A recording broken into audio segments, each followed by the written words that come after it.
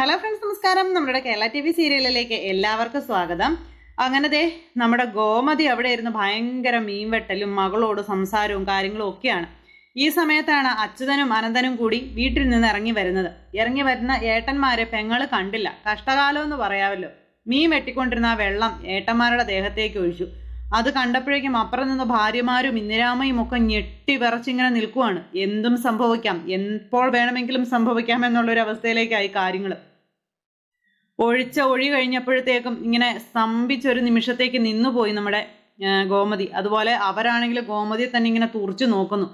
അപ്പൊ പെങ്ങളായതുകൊണ്ടൊന്നും ചെയ്യാനും പറ്റത്തില്ല. പക്ഷെ പറയാനുള്ളത് അവർ ശരിക്കും അങ്ങ് പറഞ്ഞു. ഇവള് മനഃപൂർവ്വം ചെയ്തതാണെന്നുള്ള കാര്യമൊക്കെ പറഞ്ഞു. അപ്പോഴേക്കും അവർ പിന്നെ ഓടി ഇറങ്ങി വന്നു. കാരണം ഇത് വിഷയമാകരുതല്ലോ. വിഷയമായി കഴിഞ്ഞിട്ടുണ്ടെങ്കിൽ ഭയങ്കരമായ വഴക്കും കാര്യങ്ങളൊക്കെ നടക്കും. അപ്പൊ അതിൻ്റെതായ പേടിയും കാര്യങ്ങളൊക്കെ ഉണ്ട്. ആ ഒരു പേടിയിലും ഇതിലും ഇങ്ങനെ അവർ ഓടി ഇറങ്ങി വന്ന് ഇവർ രണ്ടുപേരെയും കൂടെ വിളിച്ച് അകത്തേക്ക് കൊണ്ടുപോകാൻ ശ്രമിക്കുക. പക്ഷെ ഇവർ വഴക്കുണ്ടാക്കാനായിട്ട് ശ്രമിച്ചു. അപ്പോഴേക്കും മോൾ അറിയാതെ ചെയ്താണെന്നുള്ള ഒരിതില് അമ്മ ഇങ്ങനെ നിൽക്കുന്നു. അമ്മയ്ക്കാണെങ്കിൽ ഒന്നും മിണ്ടാൻ പറ്റാത്തൊരവസ്ഥ. അപ്പൊ ഇവിടെ കിടന്ന് വഴക്കുണ്ടാക്കണ്ട എന്നുള്ളൊരു ഇതുകൊണ്ടാണെന്നും പറഞ്ഞുകൊണ്ട് ഇവരെ പിടിച്ചു വലിച്ചു കൊണ്ടുപോകുക. പക്ഷെ അവർ ഭയങ്കരമായിട്ട് റേസായി അവിടെ കിടന്ന്. ഗോമതി മനഃപൂർവ്വം ഇവരെ അപമാനിക്കാൻ വേണ്ടി ശ്രമിച്ചതാണെന്നുള്ള കാര്യമൊക്കെ പറഞ്ഞു. അപ്പൊ ഗോമതി ആണെങ്കിൽ അബദ്ധം പറ്റിയതിന്റെ ആ ഒരു വെപ്രാളത്തിൽ ഇങ്ങനെ നിൽക്കുവാണ്. എന്തും സംഭവിക്കും എന്നുള്ള പേടി ഗോമതിക്കും ഉണ്ട്. അപ്പൊ അതുകൊണ്ട് തന്നെ ആ ഒരു സിറ്റുവേഷൻ വളരെ എന്താ പറയുക, വളരെ ഇതായിട്ട് തന്നെ നാത്തൂമാരും അതുപോലെ തന്നെ അമ്മയും കൂടെ വന്ന് കൈകാര്യം ചെയ്ത് ഏട്ടന്മാരെ രണ്ടുപേരെയും കൂടെ അകത്തേക്ക് വിളിച്ചുകൊണ്ട് പോയി. അകത്ത് പോയി ഡ്രസ്സൊക്കെ മാറി. അപ്പോഴേക്കും അലോഹും അങ്ങോട്ടേക്ക് വന്നു. അപ്പൊ ഈ ഒരു വിഷയം അവിടെ ഭയങ്കരമായിട്ട് പ്രശ്നമായി. മനഃപൂർവ്വം ചെയ്തതാണെന്ന് പറഞ്ഞു. അപ്പം ഇത്രയും വന്നു, അലോഹ് വന്നു, ഇവരെല്ലാവരും കൂടെ വന്ന് ഇങ്ങനെ നിൽക്കുക.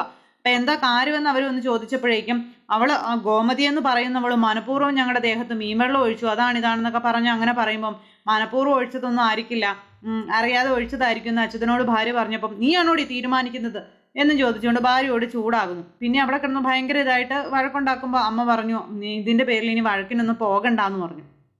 അപ്പൊ അത് കേട്ടപ്പോ അച്യുതനും അതുപോലെ തന്നെ ഭയങ്കരമായിട്ട് കലി കയറി നിൽക്കുക. പെട്ടെന്ന് അനന്തം പറഞ്ഞു, ശരി, ഇതിന്റെ പേരിൽ ഞങ്ങളാരും ഒന്നിനും പോകുന്നില്ല. പക്ഷേ അവർക്ക് അല്ലെങ്കിൽ അവൾക്ക് മനസമാധാനം എന്നൊന്ന് പറയുന്നത് ഉണ്ടാകരുത്. അവളുടെ ജീവിതത്തില് അവൾ എന്നും കരഞ്ഞുകൊണ്ടേയിരിക്കണം. ആ കരച്ചില് അതൊരിക്കലും തോരാൻ പാടില്ല. അതിന് ഞങ്ങളായിട്ടൊന്നും ചെയ്യുന്നില്ല. പക്ഷേ നിങ്ങൾക്ക് എന്തൊക്കെ ചെയ്യാൻ കഴിയുമോ അതെല്ലാം നിങ്ങൾ ചെയ്തിരിക്കണം എന്നും പറഞ്ഞുകൊണ്ട് അങ്ങനെ അച്യുതനോടും ബാക്കിയുള്ളവരോടെല്ലാം പറഞ്ഞിട്ട് അനന്തൻ അവിടെ നിന്ന് അങ്ങോട്ടേക്ക് അങ്ങ് പോയി. അപ്പോഴേക്കും അലോഹൊക്കെ ഭയങ്കര ദേഷ്യത്തിൽ ഇങ്ങനെ നിൽക്കുക കേട്ടോ. കാരണം അച്ഛൻ്റെ ദേഹത്തേക്ക് വെള്ളം ഒഴിച്ചതിൻ്റെ ആ ഒരു കലിപ്പും കാര്യങ്ങളും ഒക്കെ ആയിട്ട് അങ്ങനെ നിൽക്കുന്ന സമയത്താണ് ഈ ഒരു സംഭവങ്ങൾ അവിടെ ഇങ്ങനെ അരങ്ങേറിക്കൊണ്ടിരിക്കുന്നത്. എന്തായാലും പറയാനുള്ളതൊക്കെ പറഞ്ഞിട്ട് ഡ്രസ്സും മാറി അനന്തൻ അങ്ങ് പോയി. പിന്നാലെ അച്യുതനും പോയി. ഇനിയിപ്പോൾ ഇതിൻ്റെ പേരിൽ എന്തൊക്കെ പുകിലുകൾ കാണേണ്ടി വരുമോ എന്നോർത്ത് അമ്മയും അതുപോലെ മരുമക്കളും കൂടെ ടെൻഷൻ അടിച്ചിങ്ങനെ നിൽക്കുന്നു. അതുപോലെ മിത്രയാണെങ്കിലും അവരോട് യാതൊരു കമ്മിറ്റ്മെന്റ്സും ഇല്ലാത്ത രീതിയിലാണ് സംസാരിക്കുന്നത്. അവർ ഭയങ്കര ശത്രുവാണെന്നുള്ള രീതിയിൽ, പ്രത്യേകിച്ച് ആര്യനോടുള്ള കലിപ്പാണ് പുള്ളിക്കാരിക്ക് മെയിനായിട്ട് നിൽക്കുന്നത്. അങ്ങനെ ആ ഒരു കാര്യം ആ വീട്ടിൽ നടന്നു. ഈ സമയത്താണെങ്കിൽ നമ്മുടെ ഗോമതി ആണെങ്കിൽ പേടിച്ച് വിറച്ച് അകത്തു കയറിപ്പോയി ഇരിക്കുവാണ്. കാരണം എന്തെങ്കിലും ഒരു പ്രശ്നം ഉണ്ടായാൽ ബാലേട്ടൻ അറിഞ്ഞ തലയെടുക്കും, അതിന്റെ പേടിയുണ്ട്. അങ്ങനെ നമ്മുടെ ഗോമതിയാണെങ്കിൽ സർവ്വദൈവങ്ങളെയും വിളിച്ചു പ്രാർത്ഥിച്ചുകൊണ്ടിരിക്കുന്നത്, ദൈവമേ പ്രശ്നമൊന്നും ഉണ്ടാവരുതേ എന്ന്. ഈ സമയത്താണ് മീന് വിളിച്ചതനുസരിച്ച് അവിടെ അച്ഛനെ പറ്റിച്ച് കാണാനായിട്ട് നമ്മുടെ ആകാശ് ചെല്ലുന്നത്. അപ്പൊ ആകാശ് അങ്ങോട്ട് ചെന്നു. രണ്ടുപേരും കൂടെ ബസ് സ്റ്റോപ്പിൽ നിന്ന് ഇങ്ങനെ സംസാരിക്കാം. അപ്പോൾ കണ്ട് സംസാരിച്ചു.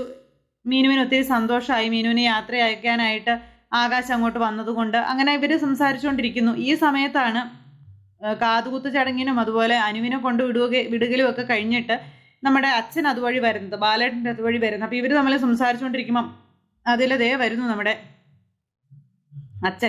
അച്ഛനെ കണ്ടപ്പോഴത്തേക്ക് ആകാശം അയ്യോ അച്ഛൻ എന്നും പറഞ്ഞുകൊണ്ട് ഭയങ്കരമായിട്ട് പേടിച്ചു. നീ എന്താണ് ഈ കാണിക്കുന്നതെന്ന് ചോദിച്ചുകൊണ്ട് അപ്പോഴേക്കും മീനു അച്ഛൻ വന്നാൽ വരട്ടെ എന്നുള്ള കാര്യം പറയണമെന്ന് പറഞ്ഞു. നീ പോവിടുന്നെന്നും പറഞ്ഞുകൊണ്ട് ഓടിപ്പോയ ഒരു സ്ഥലത്ത് ഇങ്ങനെ ഒളിച്ചു. പക്ഷെ പെട്ടെന്നൊന്നും നമ്മുടെ ബാലേട്ടൻ അവിടെ നിന്ന് പോകുന്ന ഒരു ലക്ഷണം കാണുന്നില്ല. ആ ചുറ്റുവട്ടം കിടന്ന് കറങ്ങും. അപ്പൊ പോയോ എന്ന് മീനുവിനോട് ചോദിക്കുന്നുണ്ട്. പോയില്ല എന്ന് മീനുവും പറയുന്നുണ്ട്. അപ്പൊ മീനു കയറി അതേ ബസ്സിൽ തന്നെ പാത്തും പതുങ്ങിയും പോയി നമ്മുടെ ആകാശവും കയറി. തൊട്ട് പിന്നാലെ അച്ഛനും ചെന്ന ബസ്സിലേക്ക് അങ്ങ് കയറി. പിന്നെ ആകാശിന് അതിൽ നിന്ന് ഊരിപ്പോരാൻ പറ്റാത്തൊരവസ്ഥ. ആകാശ് പോയതോടുകൂടി പാവം ആര്യൻ്റെ ഇന്നത്തെ കോളേജിൽ പോക്കും മുടങ്ങി. ആ പാവമാണെന്നുണ്ടെങ്കിൽ അവിടെ കടയിൽ ഇരുന്നിരുന്ന് കോളേജിൽ പോകാനുള്ള ടൈമും കഴിഞ്ഞ് ഇങ്ങനെ ഇരിക്കും. അപ്പൊ രാമേട്ടൻ വന്നിട്ട് ചോദിച്ചു, മോനെ കാര്യങ്ങൾ ഞാൻ നോക്കിക്കോളാം, നീ വേണമെങ്കിൽ പോയിക്കോളാം. അപ്പൊ വേണ്ട, അച്ഛൻ വരുന്ന കഴിയുമ്പോൾ ആകെ പ്രശ്നമാകും, ആകാശേട്ടൻ ഒന്നിങ്ങ് വന്നാൽ മതിയായിരുന്നു എന്നും പറഞ്ഞുകൊണ്ട് ആര്യൻ ഇങ്ങനെ പറയാം. അങ്ങനെ ദേ അവർ തമ്മിൽ ആ ഒരു ഇതൊക്കെ സംസാരിച്ചുകൊണ്ടിരിക്കുന്നു. അങ്ങനെ ആര്യനോട് നമ്മുടെ രാമേട്ടനാണെങ്കിൽ അവിടുത്തെ ഓരോ കാര്യങ്ങളൊക്കെ ഇങ്ങനെ ചോദിക്കുമ്പം അച്ഛനെ സപ്പോർട്ട് ചെയ്താണ് ആര്യനും സംസാരിക്കുന്നത്. അച്ഛനെ കുറ്റപ്പെടുത്തി ഒരിക്കലും മറ്റൊരാളുടെ മുന്നിൽ നമ്മുടെ ആര്യൻ സംസാരിക്കാറില്ല. അപ്പം ആ ഒരു കാര്യങ്ങളെല്ലാം അങ്ങനെ ഇവർ തമ്മിൽ സംസാരിച്ച് അങ്ങനെ നിൽക്കുന്നു. അപ്പം എന്തായാലും ആര്യൻ്റെ കാര്യത്തിൽ അച്ഛന് വളരെ നീരസമുള്ള കാര്യങ്ങളും അതുപോലെ അച്ഛനെ ദേഷ്യം പിടിപ്പിക്കേണ്ട കാര്യം ഉണ്ടോ മോനെ എന്നൊക്കെ ഇങ്ങനെ ചോദിക്കുമ്പോൾ ഞാനായിട്ട് അച്ഛനെ ഒരിക്കലും ദേഷ്യം പിടിപ്പിക്കാറില്ല, പക്ഷെ അച്ഛനാണ് എൻ്റെ കാര്യങ്ങളിൽ പെട്ടെന്ന് ദേഷ്യപ്പെടുന്നത് എന്നുള്ള കാര്യങ്ങളൊക്കെ ഇങ്ങനെ നമ്മുടെ ആര്യൻ അന്നേരം പറയുന്നു ആര്യനോട്. അപ്പോൾ കുറേ ഉപദേശങ്ങളൊക്കെ ആയിട്ട് നമ്മുടെ രാമേട്ടൻ ഇങ്ങനെ പറഞ്ഞു കൊടുക്കുന്നൊക്കെ ഉണ്ട് കേട്ടോ. അങ്ങനെ ആ ഒരു സംസാരവും കാര്യങ്ങളും ഇതെല്ലാം കഴിഞ്ഞു. ഇതൊക്കെ കഴിഞ്ഞതിന് ശേഷം രാത്രിയായി. അപ്പോൾ തലനാരിഴയ്ക്ക് അച്ഛൻ്റെ കൈപ്പിടിയിൽ നിന്ന് രക്ഷപ്പെട്ടു എന്ന് തന്നെ പറയാം. അച്ഛനാണെങ്കിൽ പകുതി വഴിയൊക്കെ ഇറങ്ങിയപ്പോഴേക്കും മകനാണെങ്കിൽ അപ്പുറം ചെന്ന് ഇറങ്ങി അങ്ങനെ മീനുവിനെ അവിടെ ജോലിക്ക് കൊണ്ടാക്കി വെച്ച് ഇങ്ങ് പോരുന്നു. ഇതെല്ലാം കഴിഞ്ഞു രാത്രിയായി. എല്ലാവരും കടയൊക്കെ അടച്ച് വീട്ടിലേക്ക് വന്നു. വീട്ടിലേക്ക് വന്ന സമയത്ത് നമ്മുടെ ഗോമതി ആണെങ്കിൽ ഇന്ന് സംഭവിച്ച കാര്യങ്ങൾ ബാലേട്ടനോട് പറയണമല്ലോ. അത് പറയാനായിട്ടുള്ള ആ ഒരു പേടിയോട് കൂടിയിരിക്കുക. പക്ഷെ പറയാതിരിക്കാൻ പറ്റത്തില്ല, അത് പറഞ്ഞേ തീരൂ. അതുകൊണ്ട് തന്നെ അത് പറയാൻ തീരുമാനിച്ച് ഉറപ്പിച്ചങ്ങ് ചെന്നു. അപ്പോഴേക്കും നമ്മുടെ ബാലേട്ടന് മനസ്സിലായി ഗോമതിക്ക് എന്തോ പറയാനുണ്ടെന്ന്. തനിക്ക് എന്നോട് എന്തോ പറയാനുണ്ടല്ലോ, എന്താ പറയാനുള്ളതെന്ന് ചോദിച്ചു. അത് പിന്നെ ബാലേട്ട ഞാനൊരു കാര്യം പറഞ്ഞാൽ ബാലേട്ടൻ എന്നോട് ദേഷ്യപ്പെടുമെന്ന് ചോദിച്ചു. താൻ കാര്യം പറയടോ. അത് പിന്നെ ഇന്ന് എനിക്കൊരു അബദ്ധം പറ്റിയെന്നും പറഞ്ഞുകൊണ്ട് ഇങ്ങനെ മകളെ വിളിച്ചുകൊണ്ടിരുന്ന സമയത്ത് ഫോൺ വിളിച്ച് മീൻ വെട്ടിക്കൊണ്ട് നടന്ന് ചെന്ന് ഇവരുടെ ദേഹത്ത് മീൻ വെള്ളം ഒഴിച്ച കാര്യം പറഞ്ഞു. ഇത് കേട്ടപ്പോഴേക്കും ബാലൻ ഒരുപാട് സന്തോഷമാവുകയാണ് ചെയ്തത്. ബാലനാണെങ്കിൽ ഒരു അവസരം കാത്തിരിക്കുകയായിരുന്നല്ലോ എന്നുള്ളൊരിതിൽ അങ്ങനെ ഗോമതിയോട് വളരെ സന്തോഷത്തോടു കൂടി ഇങ്ങനെ അതിനെപ്പറ്റിയൊക്കെ സംസാരിക്കുക. ഈ സമയത്താണെങ്കിൽ കൃഷ്ണമംഗലംകാർ ഇവരുടെ കാര്യം പറഞ്ഞുകൊണ്ടിരിക്കുകയായിരുന്നു. പെട്ടെന്ന് തന്നെ നമ്മുടെ ബാലൻ എന്ത് ചെയ്തു, പുറത്തേക്ക് ഇറങ്ങിയിട്ട് വലിയ അനൗൺസ്മെൻ്റ് ഒക്കെ നടത്തുന്ന വലിയൊരു കുഴലൊക്കെ എടുത്ത് ഇങ്ങനെ പിടിച്ച് അതെ നാട്ടുകാരും വീട്ടുകാരും ബന്ധുക്കളും ഒക്കെ അറിയാനായിട്ട് ബാലൻ പറയുകയാണെന്നും പറഞ്ഞ് നിന്നങ്ങ് വിളിച്ചങ്ങ് പറയാം. അപ്പം അപ്പുറത്ത് നിന്ന് കൃഷ്ണമംഗലംകാർ ഇതെല്ലാം കേൾക്കുന്നുണ്ട്. ബാലന്റെ കുടുംബത്തിനെയും നശിപ്പിക്കാമെന്ന് പലരും വിചാരിച്ചിട്ടുണ്ട്, പക്ഷെ ആരുടെയും വിചാരങ്ങളൊന്നും നടക്കില്ല. അപ്പോഴേക്കും ഗോമതി ഇറങ്ങി വന്നു ഈ കാട്ടായൊക്കെ കണ്ടിട്ട്. വേണ്ട ബാലേട്ട, കയറുവാ ബാലേട്ട, വേണ്ട ബാലേട്ട എന്നും പറഞ്ഞുകൊണ്ട് നിർബന്ധിച്ച് വിളിക്കുന്നുണ്ട്. ബാലേട്ടൻ ആരാ പൊന്നുമോൻ, ബാലേട്ടൻ കയറി പോവോ? ഇല്ല.